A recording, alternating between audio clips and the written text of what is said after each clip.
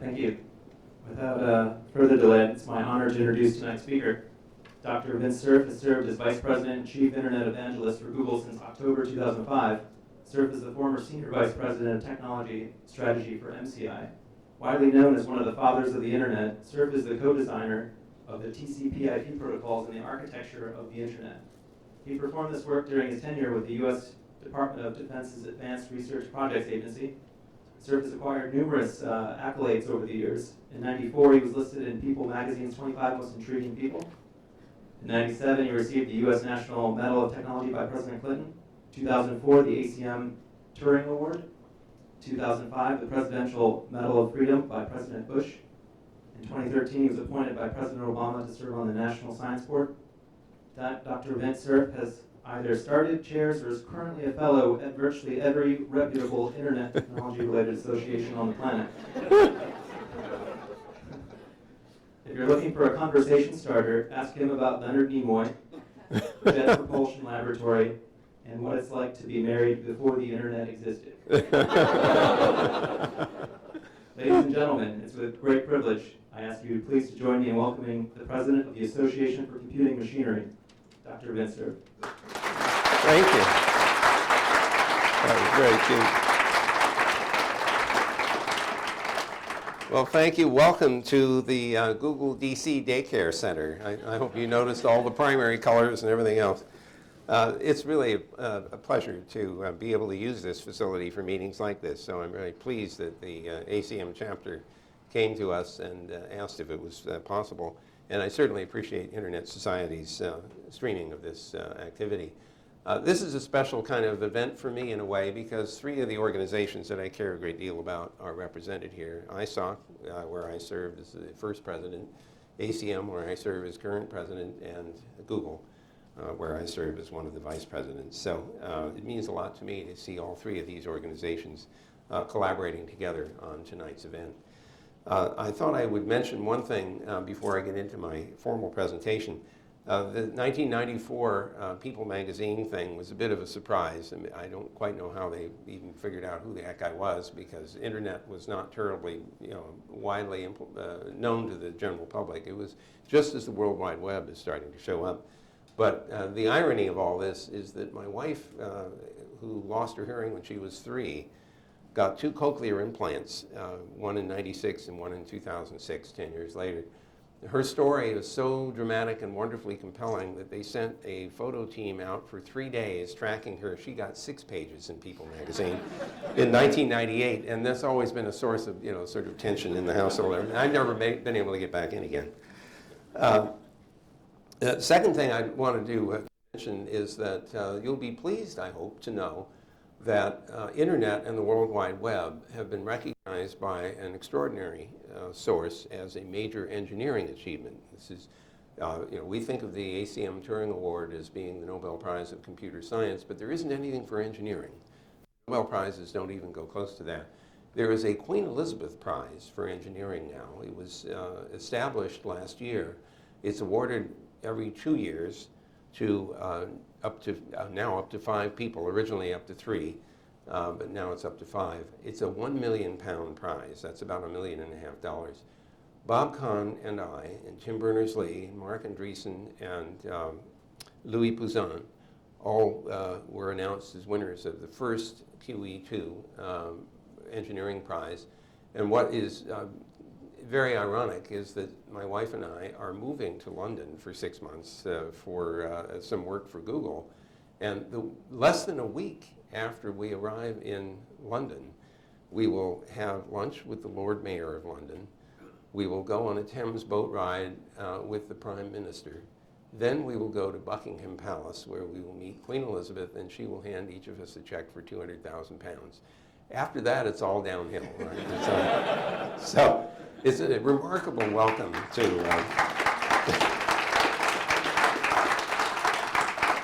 So I thought tonight, what I thought I would do is just give you a sense for the current state of the internet, which most of you, I'm sure, are very familiar with.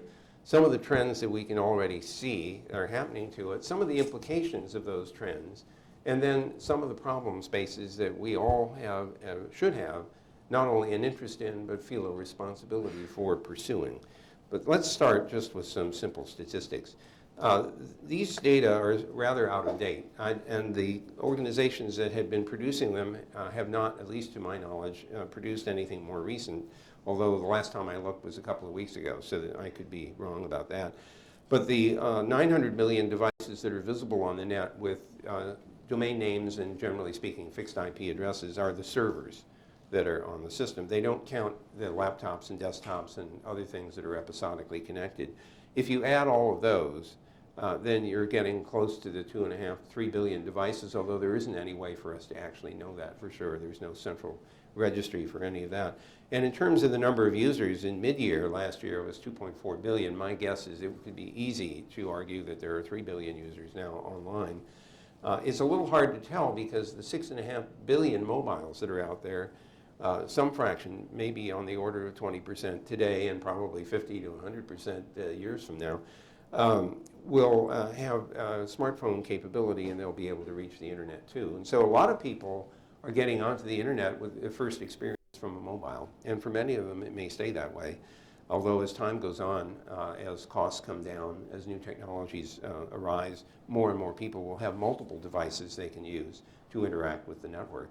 So one meme that I'd like to leave you with tonight is that I believe that our early experience of interacting with the net one device at a time will change over time, and that we will be using multiple devices concurrently to make use of the net. I'm wearing Google Glass today. Google Glass is connected to the internet. I've turned off the display to keep from being distracted, but if I tap it on the side, it says it's waiting for me to say something. So I'll say, okay, Glass, take a picture. It just took a picture of this group of people here. This is a voice-activated device. I'm sure many of you have read about it. We expect to have we have 2,000 of them out in use today. We're ramping up to 10,000 by the end of the year, and then we go into production in 2014. They're not being sold directly. People have to apply, and they have to offer a description of what it is they propose to do. What we're interested in doing is getting these in the hands of people who will actually invent some interesting applications. We still ask them to pay for these. They're $1,500 each today. I have no clue what it's going to look like in 2014, but one hopes that as the quantities increase, the price could potentially come down. So these are, yet again, another kind of device connected to the net. And one theme in tonight's discussion is the increasing number of and variety of devices that are part of the internet environment. The other interesting statistic, again, it's from mid-year last year, is where the people are who are using the net. 10 years ago, North America was absolutely the largest number of users and the highest penetration of internet. It's still the highest penetration at slightly under 80%, but Asia has the absolute largest number of users, and China has the largest number of users in any one country. They have 500 million people, 500 million people are online in China today. That's still only on the order of maybe 40% of the population. So you can imagine what that will look like when we get to 80% or so. There will be more than 1 billion people online there in China. So it's interesting, we hear all these stories about Chinese attacks on the net and so on, which are presumably true. But at the same time, it's fair to note that the country is making a huge investment in building internet infrastructure. So one interesting question from the sociological point of view is what happens when they have this enormous fraction of the population all online, all able to use the system, able to exchange information with each other? How does that change the regime's view?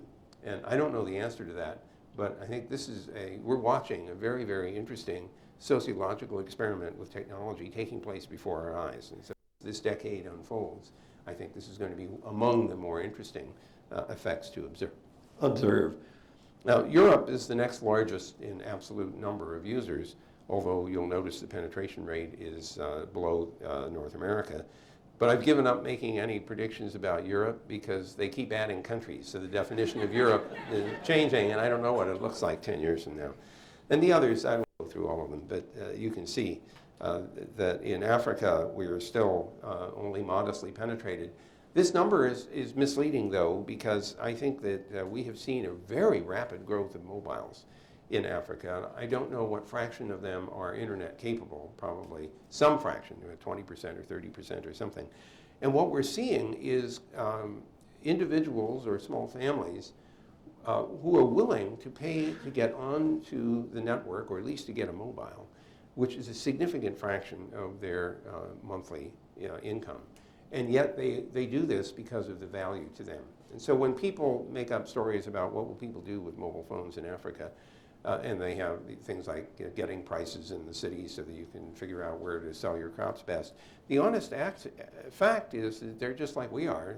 They use social networking, they do all the other things we do, although the data rates that they have available are more limited, and so some things they don't try, like streaming video, until the data rates are adequate. But their use is not terribly different than ours, except for whatever limitations there are on the local conditions. Well, let's look now at the current internet and see what's happening to it. Everybody in this room is well aware that we ran out of IP version 4 address space in February of 2011. And that was sort of, I don't know that it was an embarrassment for Bob Kahn and me, but it was sort of an interesting surprise. When we were first doing the design in 1973, now 40 years ago, and the question came up, how many addresses should we have on this experimental internet? We didn't know the answer to that. So we said, well, let's see. How many computers will there be, per country?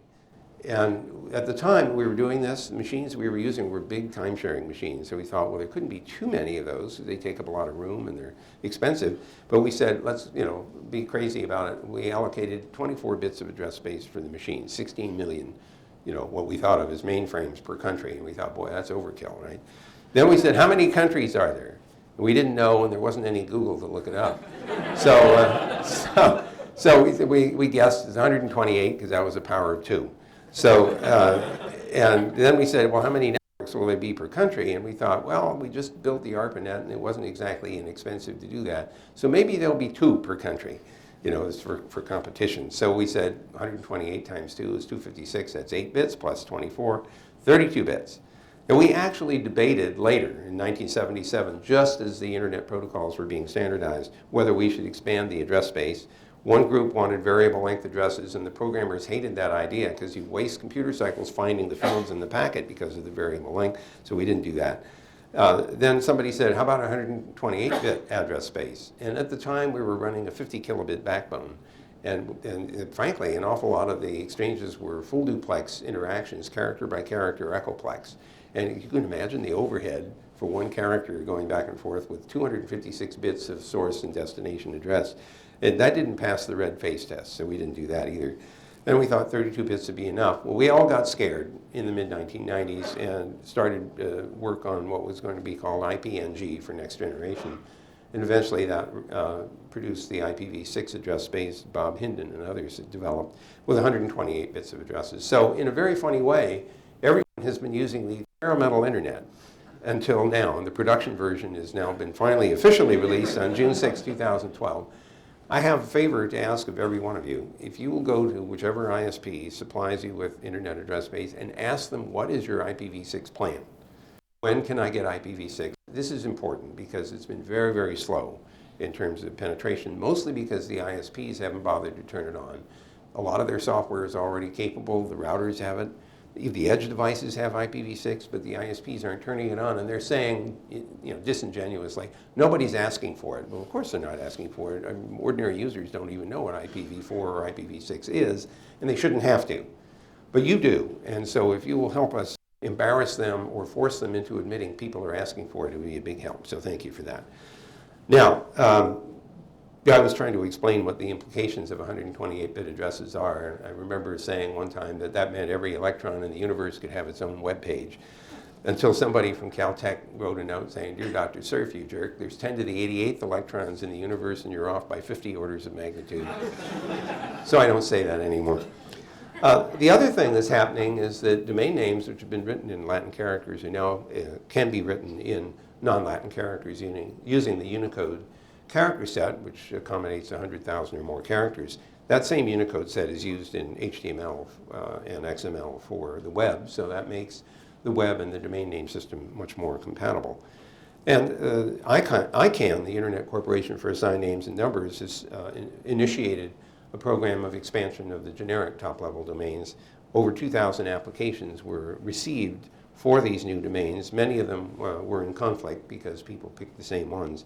But certainly on the order of 1,500 of them are unique. And the question now is which ones will actually become registered as top-level domains, and that process is still unfolding. So this is a major expansion of the namespace. Now, we all understand that the domain name system has a number of vulnerabilities, one of which is poisoning of the name server cache. And so in order to get rid of or to detect and inhibit the effects of that kind of poisoning, the domain name system security architecture is being deployed now. Basically, it's just digitally signing of the binding between the domain name and an IP address. So when you do a lookup to translate a domain name into an IP address, you can ask for a signed response. If you get a correct response back whose checksum, encrypted checksum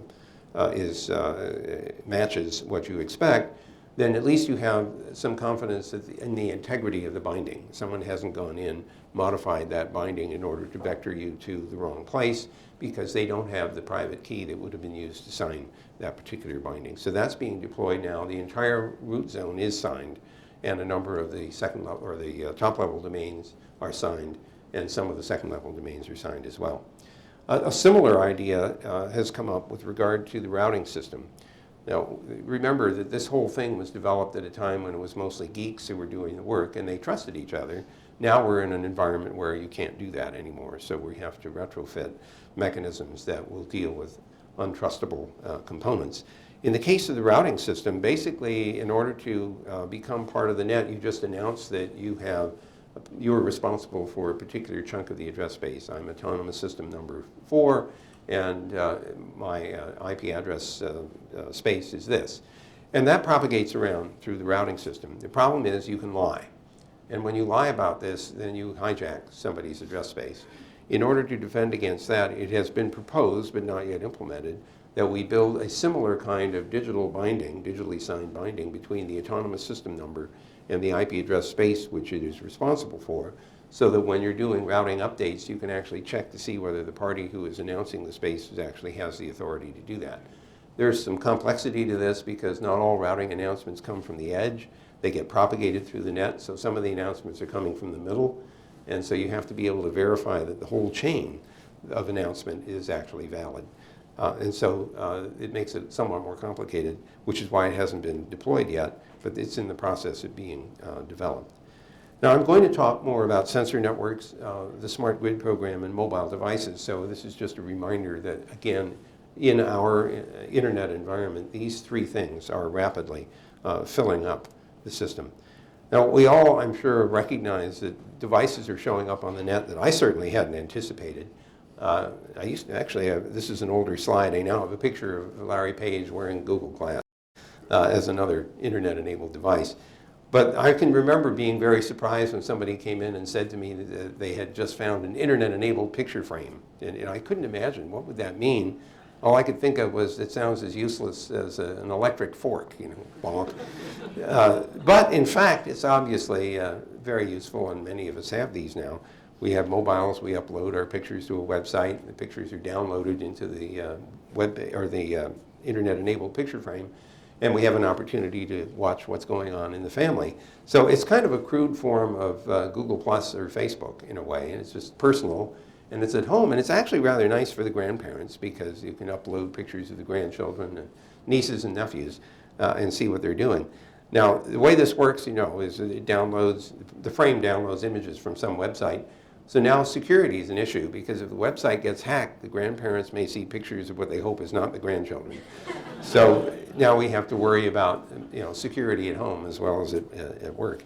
There are things that look like telephones that are really voice over IP devices. The guy in the middle has built an internet-enabled surfboard.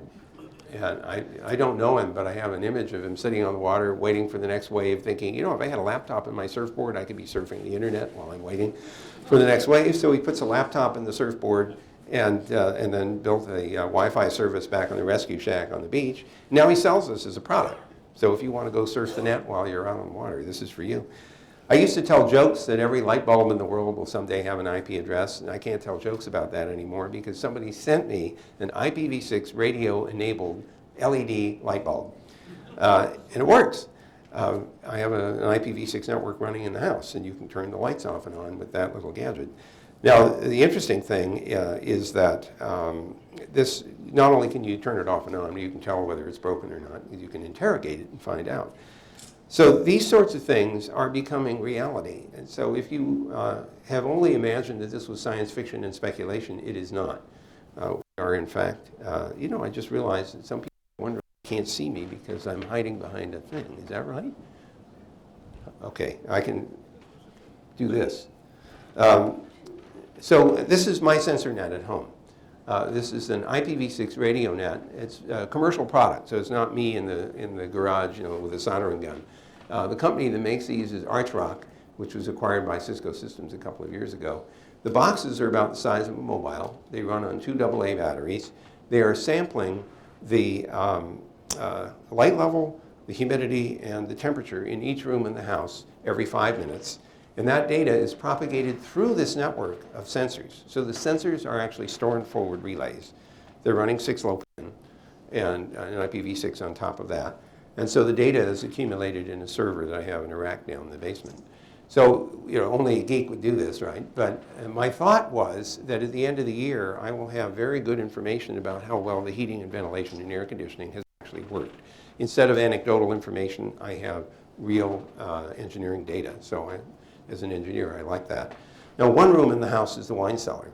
And so that one is alarmed. And if the temperature goes above 60 degrees Fahrenheit, I get an SMS on my mobile telling me that the wine is warming up.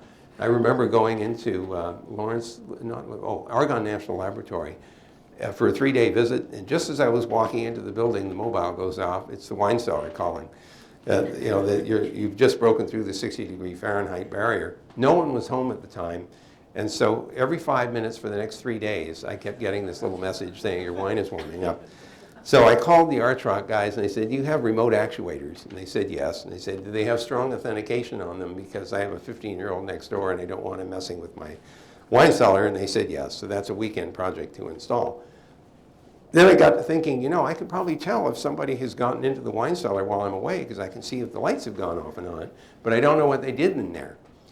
So I thought, okay, solution to this is to put RFID chips on each bottle. And then I can do an instantaneous inventory to see if any wine has left the cellar without my permission. And I was describing this brilliant design to one of my engineer friends, and he told me there was a bug. I said, what do you mean there's a bug? And he said, well, you could go into the wine cellar and drink the wine and leave the bottle. So now we have to put sensors in the cork. And as long as we're going to do that, we might as well sample testers to find out whether the wine is ready to drink. So before you open the bottle, you interrogate the cork. And if that's the bottle that got to 80 degrees or something, that's the one they give to Mike Nelson because he doesn't know the difference.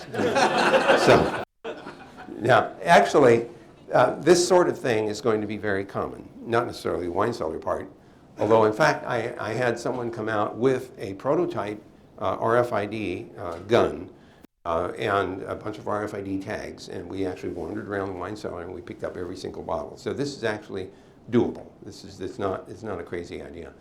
The thing is that we will have sensor networks that will use them for environmental control, we'll use them for security, we'll use them for a variety of things to allow a residence or a business or a manufacturing facility to be managed and controlled and monitored.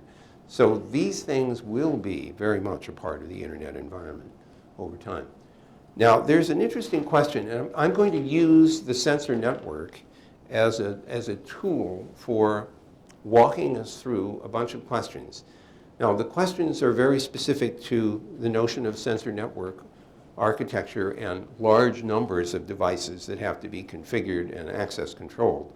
But I want you, as we go through this particular discussion, I want you to be thinking generally about internet-enabled appliances of all kinds, having to be managed and controlled, and wanting them to be isolated from parties who might want to use them for nefarious purposes. I mean, the thing that we don't want is a big headline that says that there was a distributed denial of service attack against Bank of America by every refrigerator in America.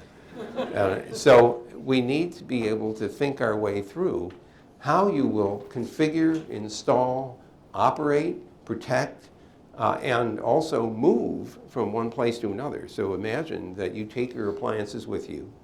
They have IP addresses in them. Maybe they will get new IP addresses when they are installed in a new residence.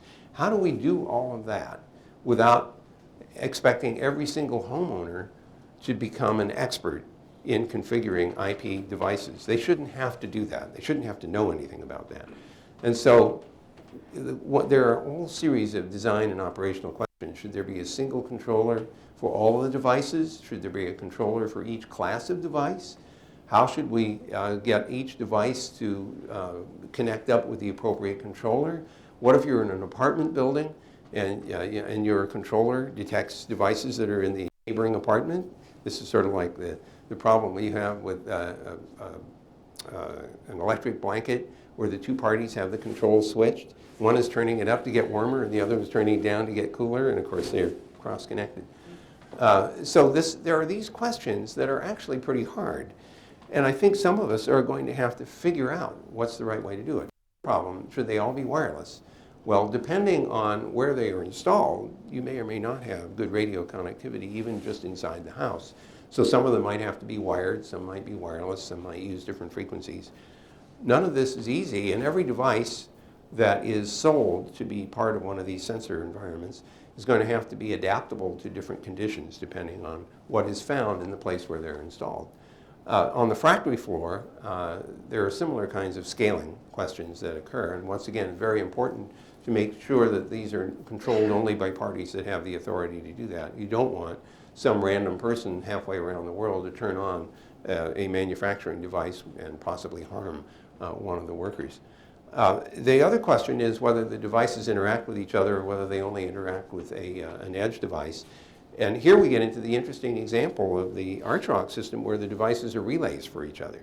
In addition to providing sensed data, not censored data, and then providing it to some accumulator, but they also are part of a network which is self-adapting to local radio conditions.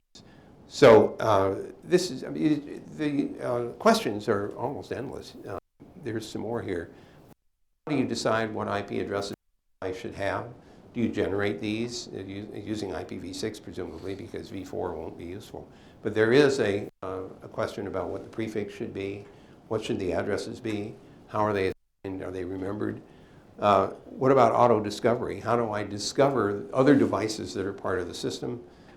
Some of you will know a little bit about how the Bluetooth system works. If you've used it, you know that when two devices are in close enough proximity, one of them will present a number which you enter into the other one in order to confirm that you want the two devices to be connected. Now, the question is whether every device in this environment has a display capability or not. And if it doesn't, we start thinking about, well, how do I manage these things? And it could be that your mobile becomes the device that's used not only to control them, but also to configure them. And so the possibilities here are fairly complex, and we're going to have to figure out how to make that work. What about web tools? I mean, it's very attractive to be able to go to a website and say, I would like to use a web page to manage my devices. And if we standardize things properly, then third parties will be able to offer service to manage your systems for you. I mean, think about entertainment. I don't know about you, but I have lots of boxes at home that have infrared controllers for them. And usually I fumble around for a while trying to figure out which controller is the right one for which box. And when I finally get that right, that's the controller with the dead battery. So if we put all of them up on the local network and we use the mobile, which is also on the local net, as the controller, or maybe it's a tablet that can be a controller, then that means third parties can intervene if they wish, if you allow them to be the manager of the devices. And all you do is go to the website and say, I want these songs and movies. Please populate all the various devices on which this entertainment content is of interest to me. So it's just incredibly rich territory. What about state information? If you have things that are gathering data about the temperature, humidity, light levels in my case, or other things about the house, you may be able to infer whether anybody's at home, how many people are at home, when are they active and when are they not active. Depending on what information is available, that could pose a security hazard, especially if they can figure out that nobody's home. So again, this is a question of what information should be available, who should have access to it, how do you control that? So this just goes, it's a long, long list of things that we're going to have to cope with. Here's another interesting thing, the set-top boxes. Typically, the cable provider configures these things for you, and it operates the controller for you, and it offers web accesses to control the system. And the set-top boxes, at least some of them now, can interact with each other like sharing a DVR. So that's a common example, but one thing, what happens if we transform these into devices that are IPv6 enabled, and they have the ability to reach out and use the internet in addition to everything else?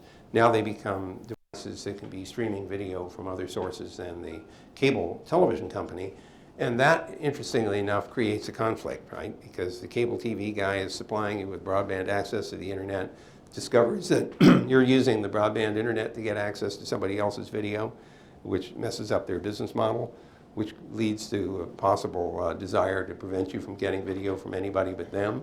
That gets into net neutrality debates and everything else. So very quickly, as we pursue these technical problems, we also uncover and unearth various policy issues that have to be resolved. And I've already talked about the ArchRock thing. So, the other big question is diversity and uniformity. Uniformity is really helpful because it allows you to achieve interoperability. Diversity is important because you want to be able to try new things, and figuring out how to cope with both of those at the same time is a big challenge. The Smart Grid is a program that was started by the Department of Commerce and the Department of Energy about 4 years ago. And their initial focus was to create a smart grid interoperability panel to encourage standards for the devices that are part of the smart grid, so they could be managed, so they could respond, for example, to advice saying that the power grid was reaching a peak load and would you please not heat the water or run the air conditioner for a while. This is important because the ability to control load lets you not build capacity, excess capacity that's only used a small percentage of the time. And so that's an important capability, this ability to say, please don't use electricity now. But you also have the opportunity to get a report back, like which devices were used during the course of the month and how long and when. That would tell you something about why your electric bill is what it is. And that feedback loop is what helps us decide whether we should change our lifestyle, possibly for economic reasons, or maybe we just care about the environment. We want to change our footprint of use of electricity, for example. So again, there are a whole series of issues associated with the Smart Grid program that are not unlike the ones with the sensor networks, except one thing which is really different. Up until recently, most of the power generated in the United States was centrally generated and distributed over power lines. We're now reaching the point where we are capable of putting generation capability at the edges of the net. And it gets even more dramatic when you go from just photovoltaic and maybe wind power and possibly even geothermal as generators of electricity in your home. Now we get we get electric cars, and they have big batteries. And so now you have the possibility not only of pulling power out of the system to recharge the cars, but pushing power into the system. Now I want you to think about control theory if you took it in school. It gets more complicated if systems can both push and pull electricity at the same time. Now we have the problem that we are independently, every household in the United States is either generating electricity or pulling electricity. How do you balance a system like that? And so if you're interested in some of the thinking about that, look up microgrids, do a Google search on that, because the ideas now are to consider actually distributing electrical power generation farther so that we aren't so dependent on one single central facility in a particular area. And so we might avoid a lot of the meltdowns that people have. This leads me to one other thing about internet and the thing that Mike mentioned earlier about policy. One of the big issues that we have today is that there are countries that see how important the internet is, but they're nervous about it because it has this democratic ability to let people share information. And for some authoritarian regimes, that's a threat. We've seen the outcomes, for example, in Arab Spring. I'd like to emphasize something for you. I mean, some people are pounding their chest saying, look, the internet was part of, or Facebook and others were part of the Arab Spring, and isn't it wonderful? Except the outcomes of revolutions don't always come out the way you would like. And right now we're seeing some pretty difficult problems in Egypt, for example, in Libya, for example, in Syria, for example. Tunisia is of the places where the Arab Spring started. Tunisia is probably the one which has had the most, I don't use the word placid exactly, but it's the most stable regime change. But the others have been very, very difficult. So I want to be careful not to tout the role of the internet in all of this as if it is uniformly positive. You have to be really thoughtful about how you recover from major regime change. But what this has led to is a real debate about what role governments have in the control of the internet. For all of us in the internet world, historically, we've seen this as a very bottom-up thing, where multiple stakeholders are interested in making decisions about policy. They're the ones that are affected by it, whether it's the technical community, the general public, civil society, the governments, the private sector, all have an equal stake in what happens in the policy domain. And yet, many of the intergovernmental institutions, like the International Telecommunications Union, see this as the province of governments to make policy. And this is a place where there is plenty of opportunity for intervention. The World Summit on the Information Society, which began in 2003, began with the premise that there would be an information society, and we were seeing it emerge on its own. What did it mean from the policy point of view? And the first thing that these government officials, remember this was an intergovernmental discussion, the first thing that they asked was, what's an information society? And some people said, well, the internet is an example of that. So they said, well, who's in charge of the internet? Nothing could possibly be this big and work if it wasn't centrally managed. And we said, well, nobody, it's a distributed system. And they didn't believe us. So then they discovered ICANN, because ICANN has responsibility for IP address allocations and domain name management. And they decided that ICANN must be in charge of the internet. And then they said, well, who's in charge of ICANN? They decided ICANN had a government contract with the Department of Commerce, so NTIA must be in charge of the internet. And that meant the US is in charge of the internet, and that didn't sit well with some of the countries. So that theme, that the US in charge of the internet, has been a persistent issue since 2003. The Internet Governance Forum was created out of the World Summit on the Information Society as a place where we could talk about issues arising in the internet. It's a very important multi-stakeholder system or function. It doesn't make decisions. This turns out to be really important, because if you make decisions, if you draft communiques or make recommendations, you have to argue with each other. And you end up doing these little wordsmithing things. In the end, what we want is people going away understanding what are the issues facing the internet, how should they be addressed, and by whom, but not by IGF. IGF is there as a way of surfacing the problems and helping people figure out what they should do. Let me skip through all of the international telecom stuff, although some of you who followed the World Conference on Information Technology know that there was a major earthquake.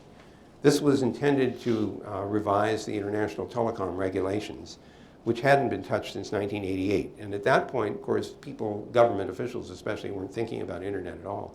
So they didn't take into account what the internet was like and what it could do, how it could subsume almost all of the earlier telecommunications applications and systems, which it has done.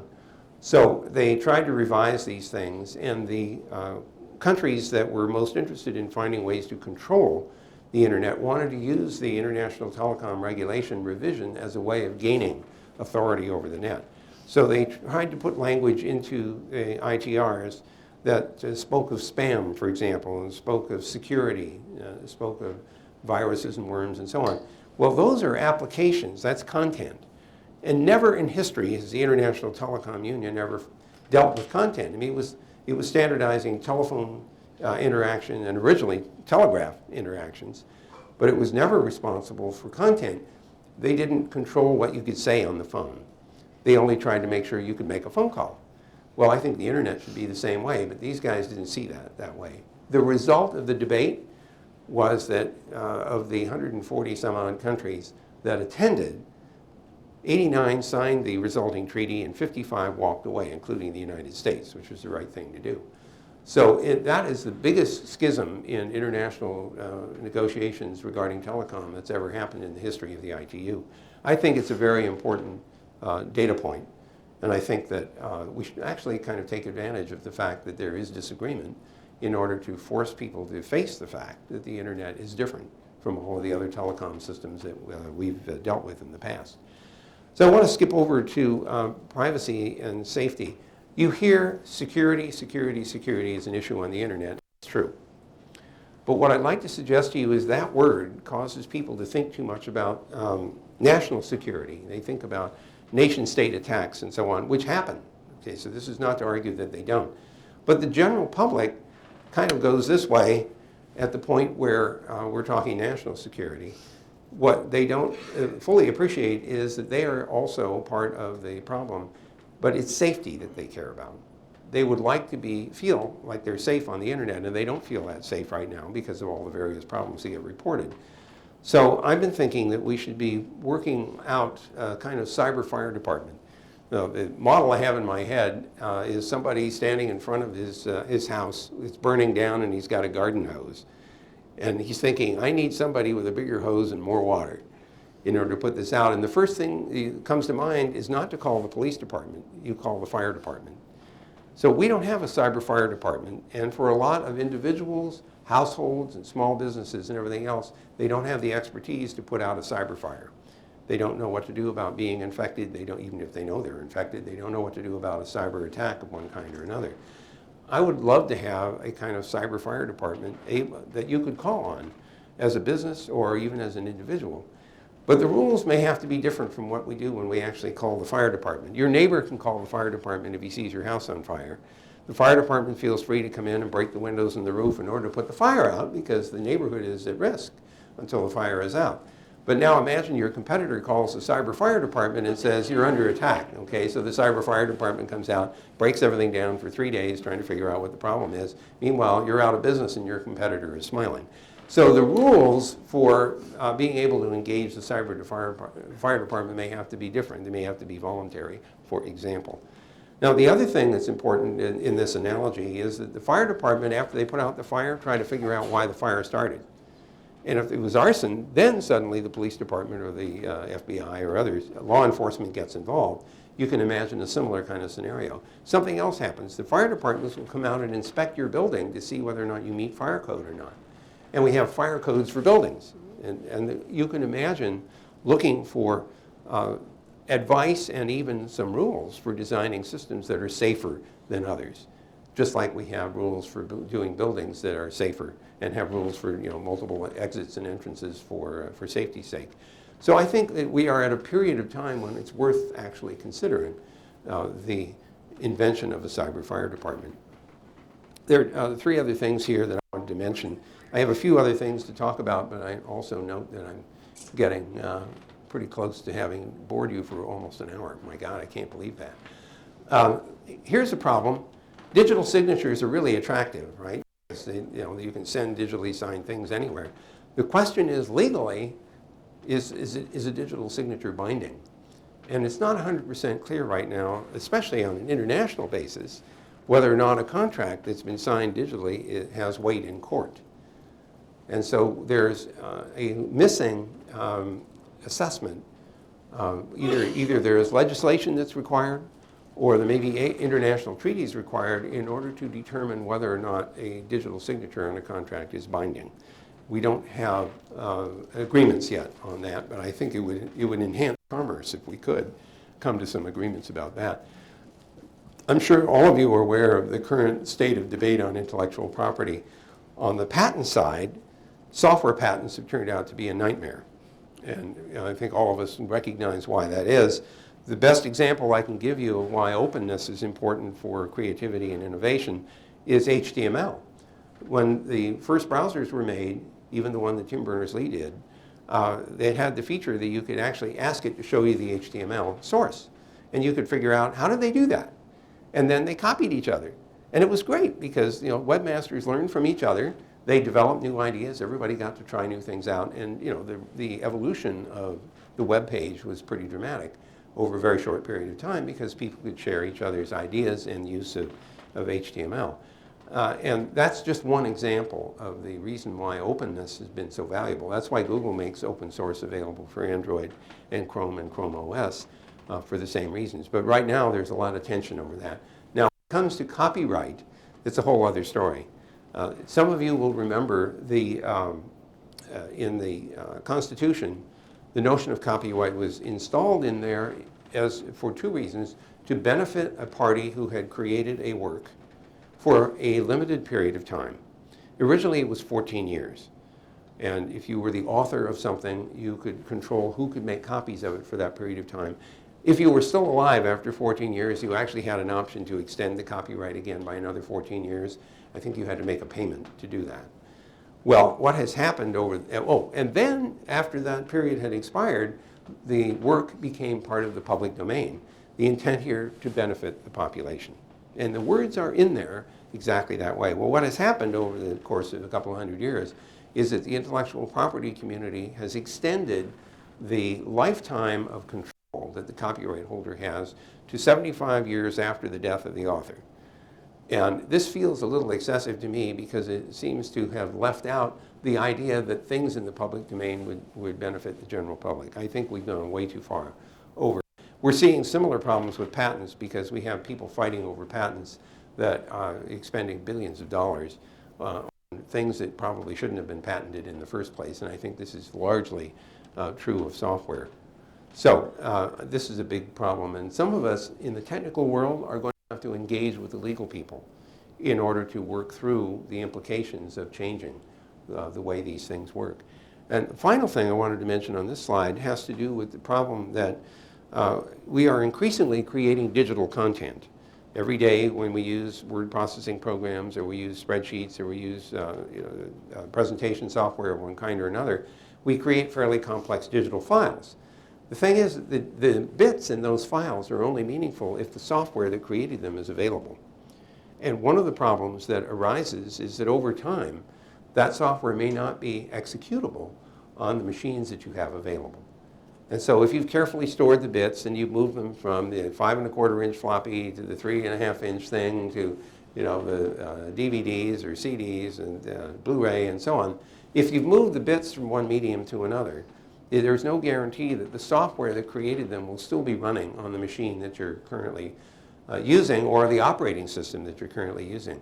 The little mind experiment I remember was, what happens if it's the year 3000?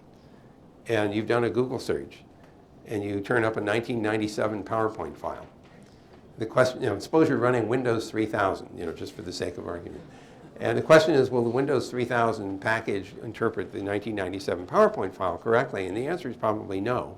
And this is not a gratuitous dig at Microsoft. Even if you were using open source mechanisms, it's not 100% clear that the open source programs would continue to be compilable for every machine up until the year 3000. So there's a real challenge there, which is maintaining the ability to interpret the bits. If it's scientific data, it's even worse, because you need to keep track not only of the bits themselves from measurements that have been made, but the calibration of the instruments and the conditions under which the data was collected. We don't have a regime right now that will either assure that we can retain that information or even that we can get access to software when a company goes out of business or when they release a new version and it's not compatible with the previous one. How do we get access to the previous software? There is no current regime which recognizes the importance of retaining access to these digital bits. Some of you probably saw the movie Lincoln, and you remember reading a book called A Team of Rivals by Doris Kearns Gooding. One of the interesting things about her book is that she reconstructed the dialogue of the time by going to 100 different libraries and finding the letters that the principals in that story had sent to each other. And she was able to reconstruct dialogue based on that. Imagine that you're in the 22nd century and you're trying to reproduce what life was like in our 21st century. Everything we've done is digital and it's all gone, it's not accessible, they won't know who we were. We will not be good ancestors, we will be invisible ancestors. So if we care about this, we're going to have to figure out how to deal with that problem. Okay, I'm going to, well, you know what? It's really getting late, isn't it? I really feel compelled to tell you some of this. Is it okay? All right. So the thing that's interesting about the internet is that despite the fact that Bob and I will celebrate the 40th anniversary of the design this year, the first paper was published in May of '74, but the original paper was written in September of '73. And we turned the system on January 1, 1983. So it's been operational for 30 years. In spite of this age, it has evolved pretty dramatically, and there are lots of things that are still going on that could be done. But the OpenFlow idea out of Stanford University and Nick McCune's group is a particularly interesting example. You know, when we built routers, you know, Cisco and others built routers, they used the address bits on the packets to figure out where they should route them. So you look at the destination address, and you look it up in a table, and you squirt it out whichever pipe the table tells you to, the forwarding table tells you to do that. Nick McCune and his guys said, why are we limiting ourselves to the address bits? You know, why can't we use other bits in the packet to tell us where to route things? What if we didn't look at the address bits at all? We just looked at the content and decided how to route based on that. That has a slightly multicast-like ring to it, doesn't it? Because you can imagine announcing you were interested in this kind of content. And now everybody that said, I'm interested in that kind of content, would get copies of the packets because the routing table would say anybody that said they wanted that content, we would route to. That's multicast. So what they have done basically is open up the notion of routing to a much broader range of possibilities. This is really powerful stuff, and I don't have time to go into all the details of it, but Google decided to build our wide area network backbone that connects all of our data centers together using OpenFlow. So over a period of about 18 months where we worked with the OpenFlow team, we actually implemented an OpenFlow routers that we built ourselves, and we put them into operation in the backbone linking all the data centers together. It's given us substantially better performance in terms of utilization of the optical network that links our data centers. So that was a very ambitious thing to do. I didn't have anything to do with it, so I can't take any credit and don't want to. Urs Holzla is our senior VP for infrastructure, and his team just went and did it, and it's really impressive. So this is an example of breaking out of an older paradigm. It will emulate everything that an ordinary router can do because if it just sticks with the address bits. But the fact is, it's like any new technology where it does the previous thing, and then because you're using new technology to do the previous thing, you can do some new stuff that nobody realized you could do. And that's very exciting. We talked about configuration management and the Internet of Things. Here's another problem, certificates and certification. A lot of people thought that issuing certificates would be a great way to do strong authentication, but that assumes you could trust the certificate authorities that issued the certificate in the first place. The problem with the certificate notion is that the issuer of a certificate can have any string they want to associated with the public key. There was no constraint. And so if you, in fact, were able to coerce a certificate authority, bribe a certificate authority, or break into a certificate authority and generate a false certificate with Google or Microsoft or one of the other software providers' name in that certificate, and then somehow issue software associated with that certificate, you could cause people to mistakenly download and install malware. Well, the problem here is that you can't trust every certificate authority. Now you could try to filter that. If you look at your browser and you see how many certificate authorities are trusted, it's silly, and it's wrong. So the other alternative in the IETF right now is to look at the possibility of installing certificates in the domain name system using DNSSEC as the tool for making sure that everything going down to the place where the certificate has been installed has been digitally signed. So there's a chain of trust. On top of that, the certificates are limited to refer to strings that are related to the zone in which that domain name and certificate are installed. So if you're at google.com, the only certificates that I can have in google.com will be second-level domain or third-level domains inside of google.com. Any other attempt to pull a certificate out of that part of the domain name zone would have to be rejected out of hand because the string that was accredited wasn't from that zone. So that's an example of a way of responding to this sort of thing. Let me just mention one other thing, and then I want to give you a quick summary on the interplanetary system.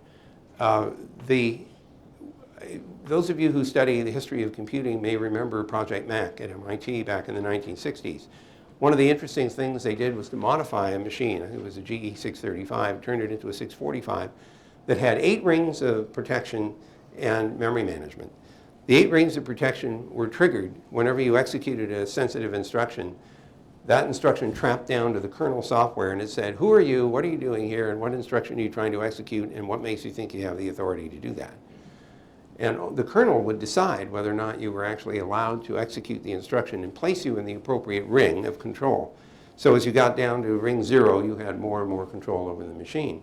This is an example of hardware and software working together to reinforce security. We actually have that capability in the x86 chips, but nobody's programming it. And they should be, but they're not. So that's one example of hardware reinforcing security with the software. The same thing has just happened recently with BIOS, which digitally signed BIOS, where you can't execute the bootstrap program that boots in the operating system unless the digital signature on the BIOS code checks out with the hardware. It's another example of getting more reinforcement. Okay, I'm going to skip down to the interplanetary internet. Some of you have heard about this, so it's just an update on the status. When we started, we were interested in providing better networking for exploring Mars. This was in 1998, just after the Pathfinder project landed a small rover on Mars very successfully. The information that was coming back went directly from that little rover all the way back to Earth through the Deep Space Network.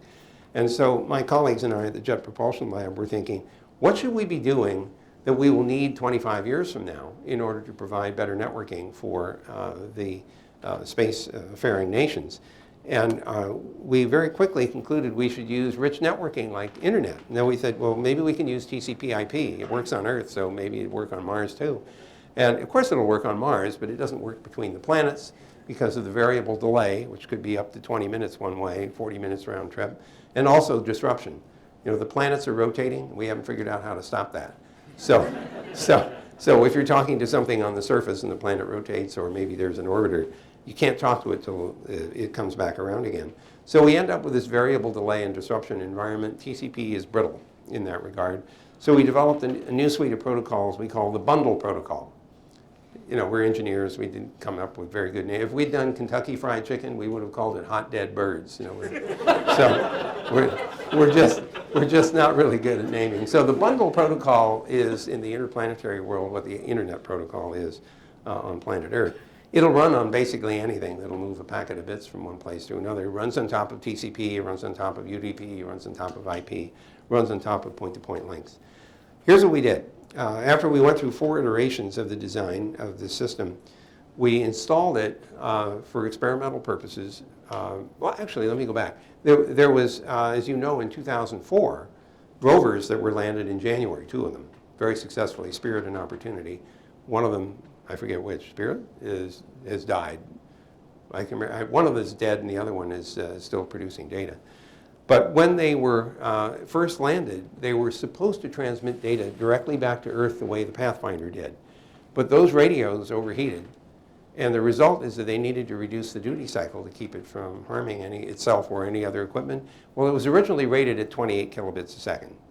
And that was, you know, the scientists were not happy about that. When we told them we'd have to reduce the duty cycle, they were even more unhappy about that. Until one of the engineers said, well, there's an X-band radio on the rover and there's an X-band radio on the orbiters, which have been put in place in order to survey the planet to decide where the rover should go. But they'd finished that task, because they were just in orbit and they had available communications, computing, and memory. So the orbiters and the rovers were reprogrammed to take data that it had collected and squirt it up to the orbiter when it got into the right place, and then hold on to the data until it transmitted data back to the deep space net on Earth. And the data rate going on the X-band radio was 128 kilobits a second. In fact, it's been upgraded now to 256. And the orbiters, since they had larger solar arrays and didn't have any problem with even the thin Mars atmosphere, could transmit data back at more than 128 kilobits a second. So all the data that was coming back from Mars was going store and forward, which is packet switching. So that was a demonstration of how well that could work. The Phoenix lander that landed in May of 2008 was in the North Pole. It didn't have a configuration that went straight back to Earth, so they went through the relay again.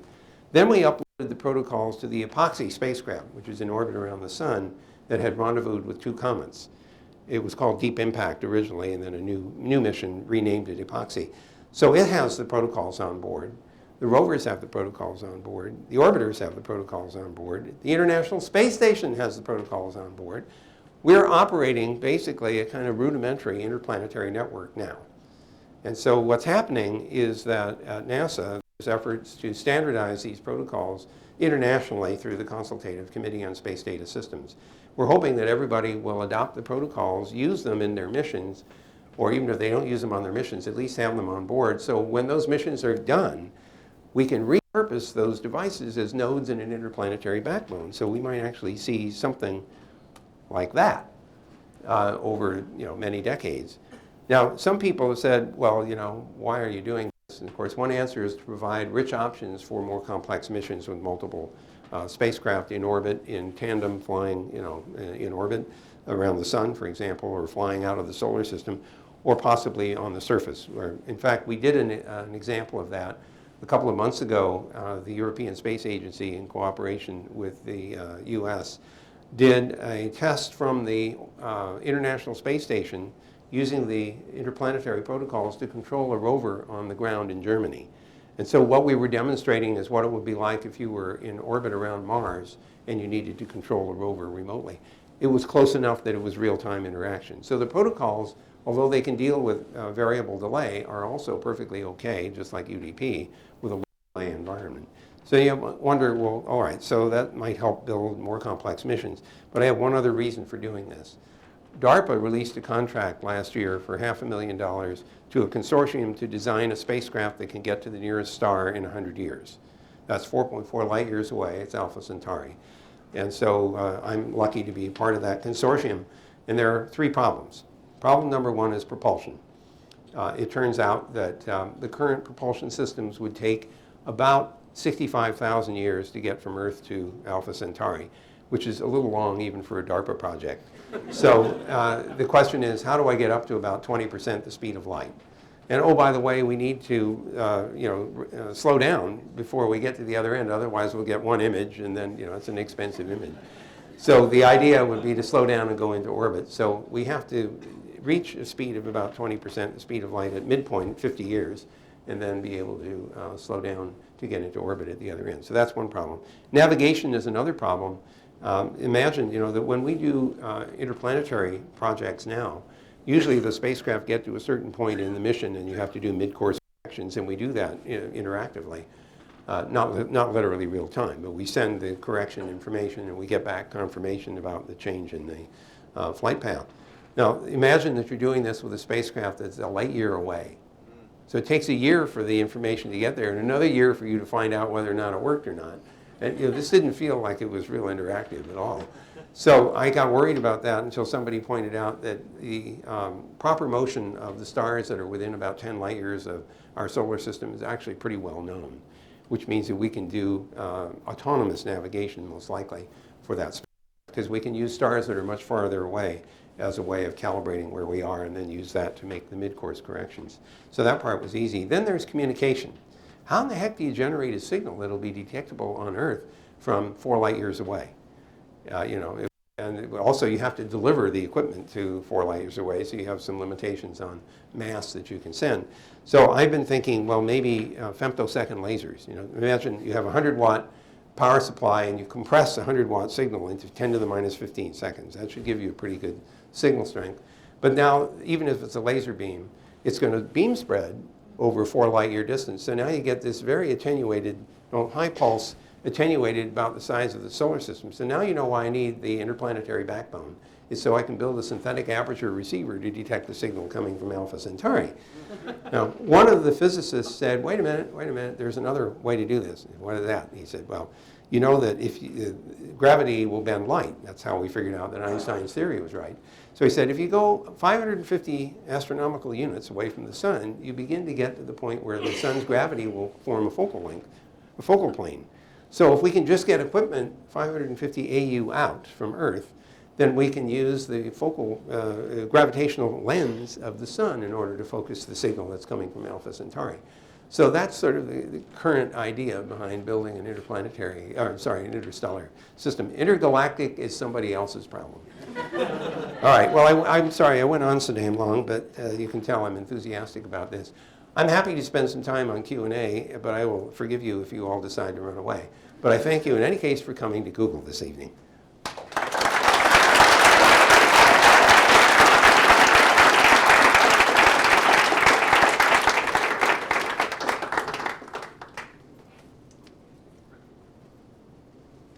Mr. Cerf, thank you so much for a great speech. I remember another great speech you gave last year at the Freedom to Connect conference at the AFI.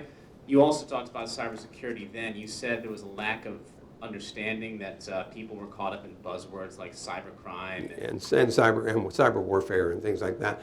Those are real. I mean, those problems are real. The problem is that if we confine our discussion to those words, we actually bend our thinking in ways that are not general enough. So where do you want to go with that? Since you gave that speech March last year, yeah, it was about a year ago now, do you think government and business have taken a different approach or mentality towards cybersecurity that you've seen? I have actually had some interactions with the Department of Homeland Security, which is actually doing an experiment with a cyber safety notion.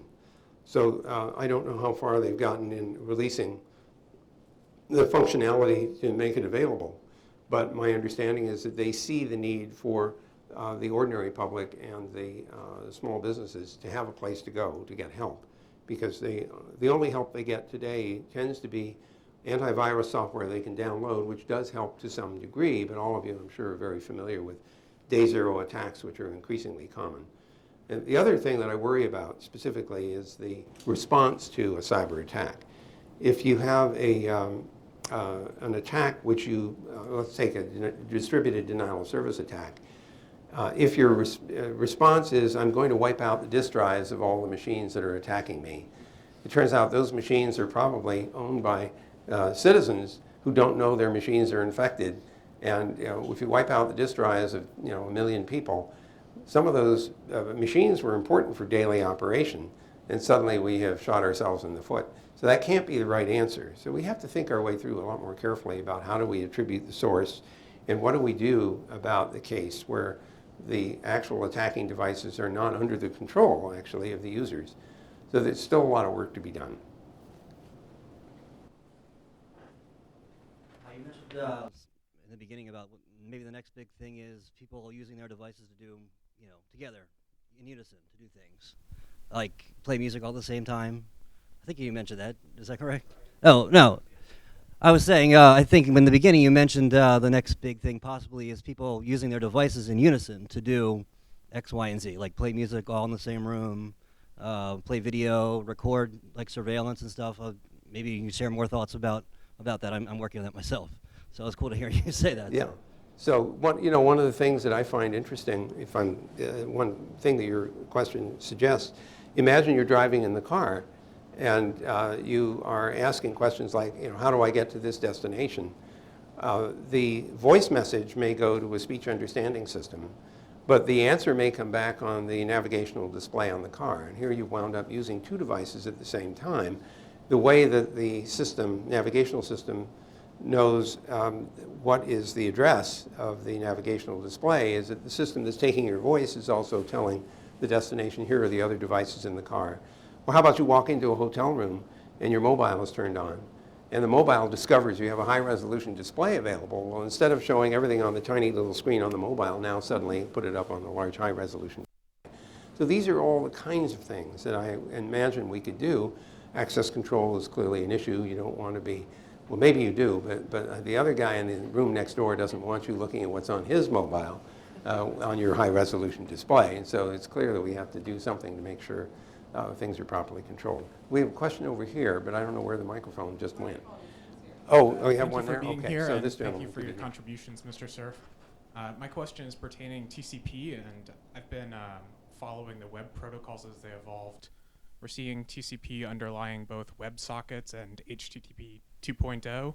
I'm curious whether a single stream of transport with consistent in-order messaging is still what you feel is the right choice of underlying protocols for being able to communicate on the World Wide Web. So First of all, the answer is that one of the reasons that the internet is so interesting is you can invent new protocols. And many of them, RTP is one, for example. HTTP is sitting on top of TCP, but others are adjacent to TCP. So to answer your question, no, I don't think that TCP is the only thing that should be used. It's astonishing to me that it has actually serviced us as well as it has when you think about its set of constraints and everything else. But a lot of what happens on the net is that uses TCP does not necessarily use it for subsequent actions. So there are UDP streams or RTP streams that are activated by the web-based HTTP activates a stream delivery which is not over TCP. It may be over a different protocol. And that's all the right thing. I mean, the right thing here is to have protocols that are appropriate to the application that you're looking for.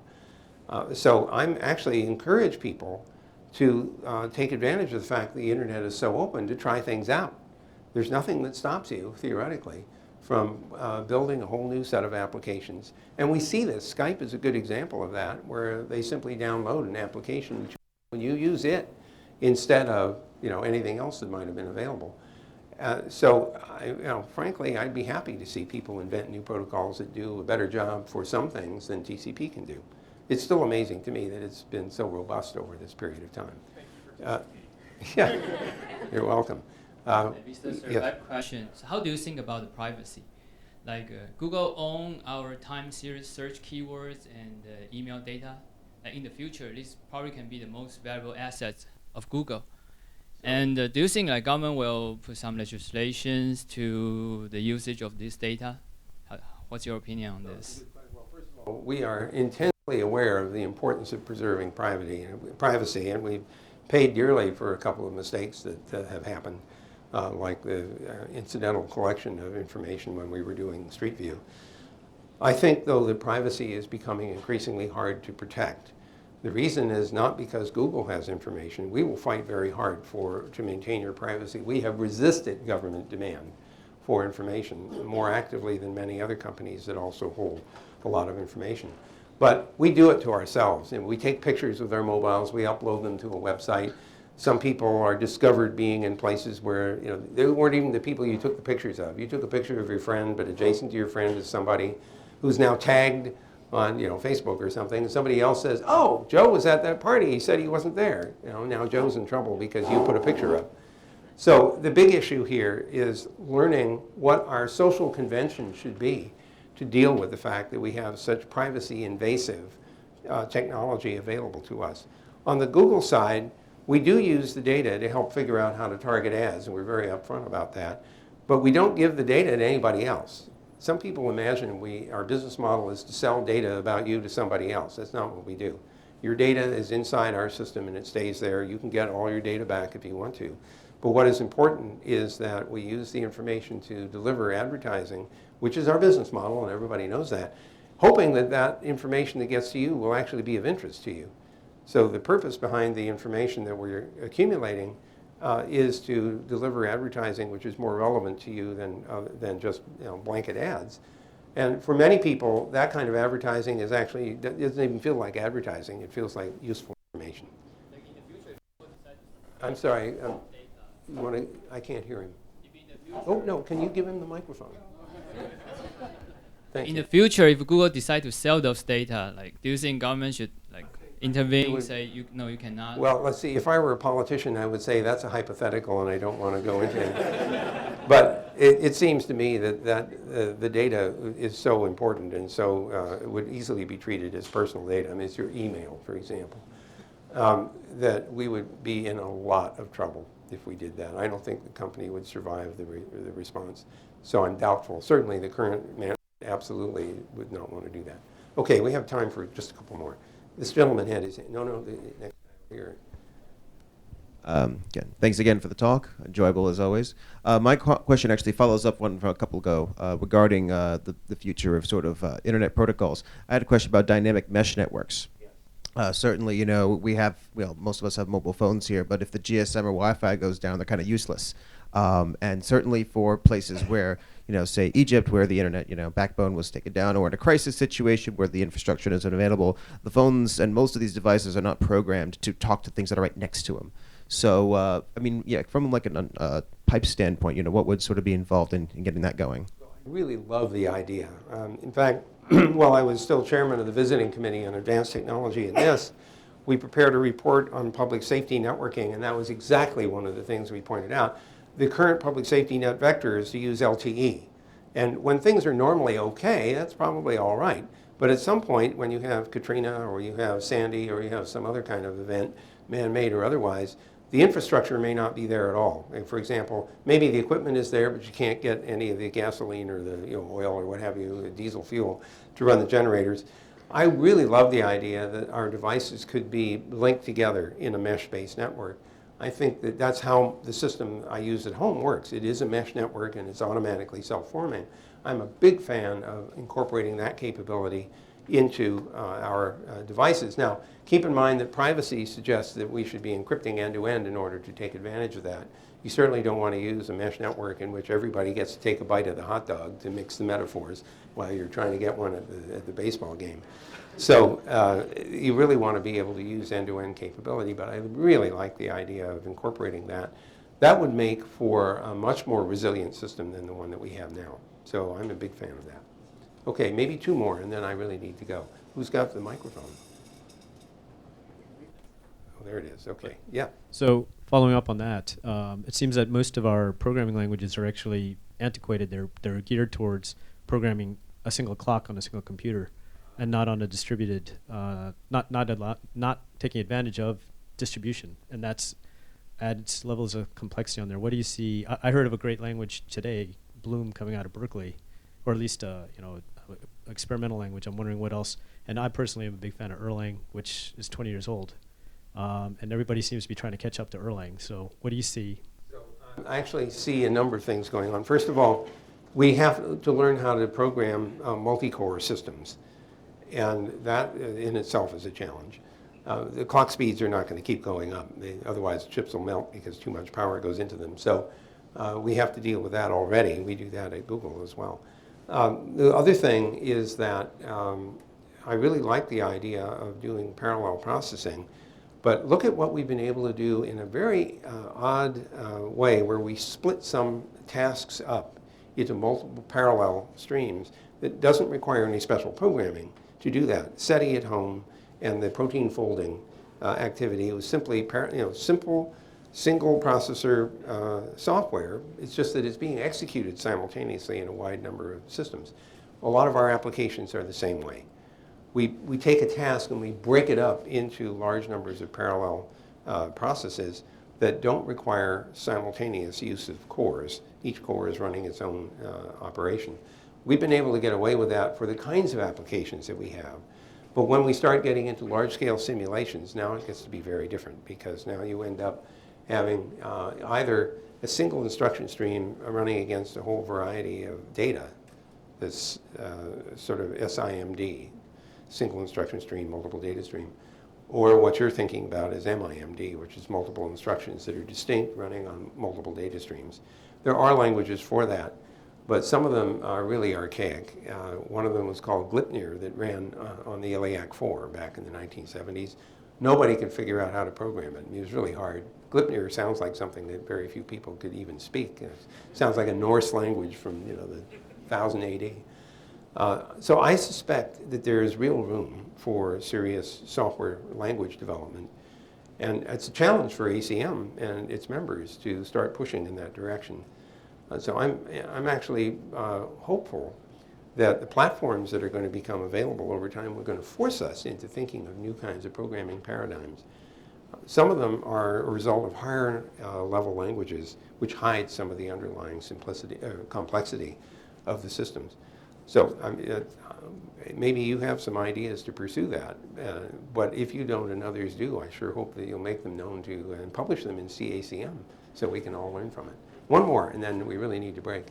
Yeah, yes, I was going to follow up on some of the things you were mentioning about intellectual property, and I'm curious about your views on the role and sort of opportunities of the government releasing more of its own, essentially, IP, because there is this new I guess, yet another executive order about that came from the White House about releasing open data and sort of the economic potential and all the opportunities around open data.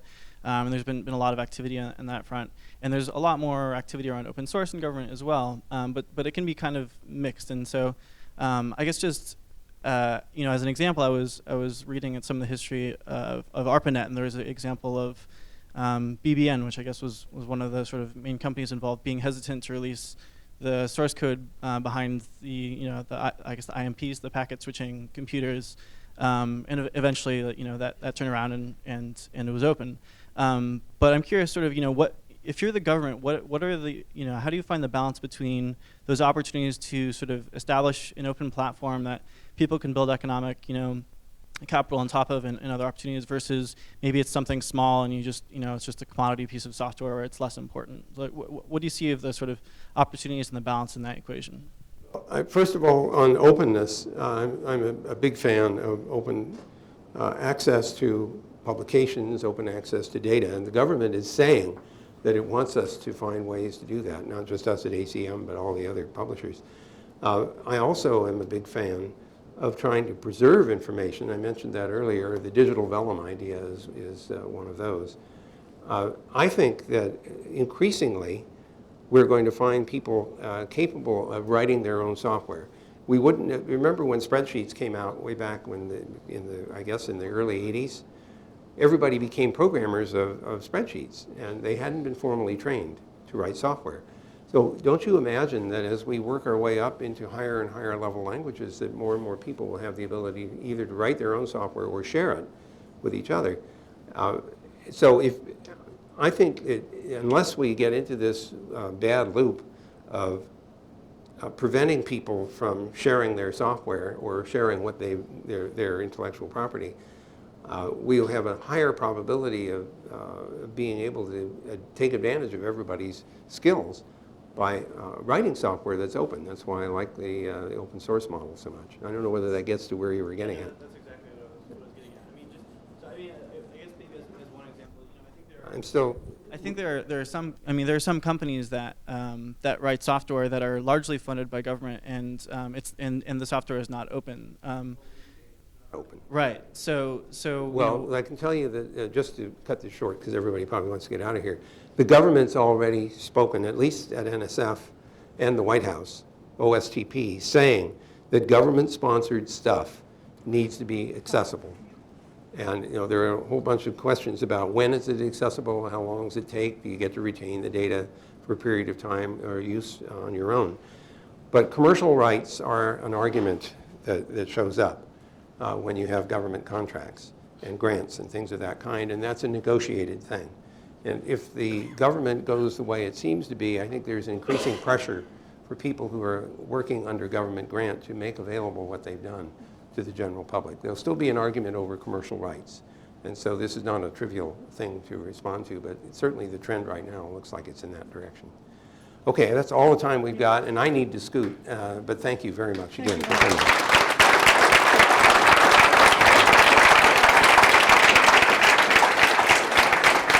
Thank you, Dr. Cerf. So we have a few more sandwiches over here and a couple minutes left, and then we're going to go to Capital City Brewery for a SIG-BEER happy hour. I'll see you guys over there. Thanks.